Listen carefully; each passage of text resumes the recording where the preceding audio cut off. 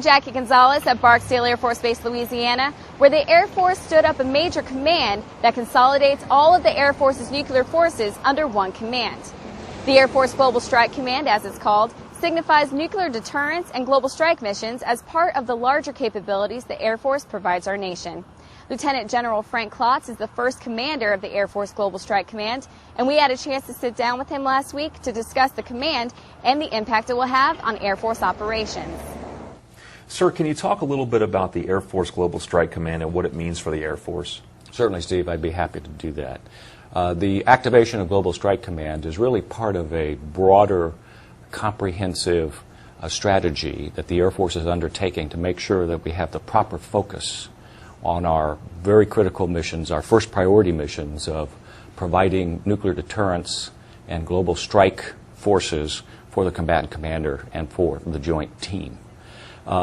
This process began with the approval of a roadmap by Secretary of the Air Force Mike Donnelly and our Chief of Staff, the activation of Air Force Global Strike Command, which will bring together the intercontinental ballistic missiles that currently fall under 20th Air Force and the nuclear-capable bombers, the B-2 and the B-52 that fall under 8th Air Force, under a single command. Today, they fall under two different major commands. In the future, we will have them under a single command so that they'll have a single voice, a single commander, a single 1-800 number, as you would, that they can call for issues related to the nuclear deterrent and global strike missions. The consolidation of the B-2, the B-52, and the intercontinental ballistic missile may sound like a return to the days of Strategic Air Command, which was deactivated in the early 90s. According to General Klotz, SAC was a different organization in a different time. The Strategic Air Command was a magnificent organization. It had a legacy of pride, of discipline, of attention to detail. It kept the peace. It helped win the Cold War.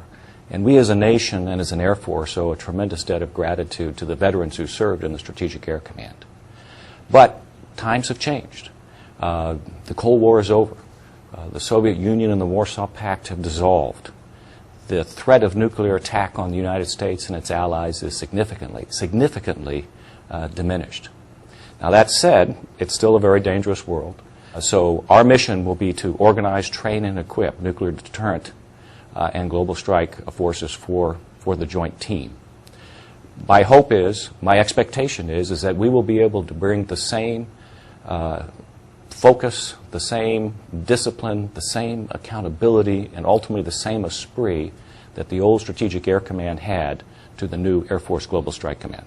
Major General James Kowalski, who has commanded the Air Force Global Strike Command Provisional since January of this year, became the Vice Commander of the newly activated Air Force Global Strike Command. Reporting from Barksdale Air Force Base, Louisiana, I'm Senior Airman Jackie Gonzalez.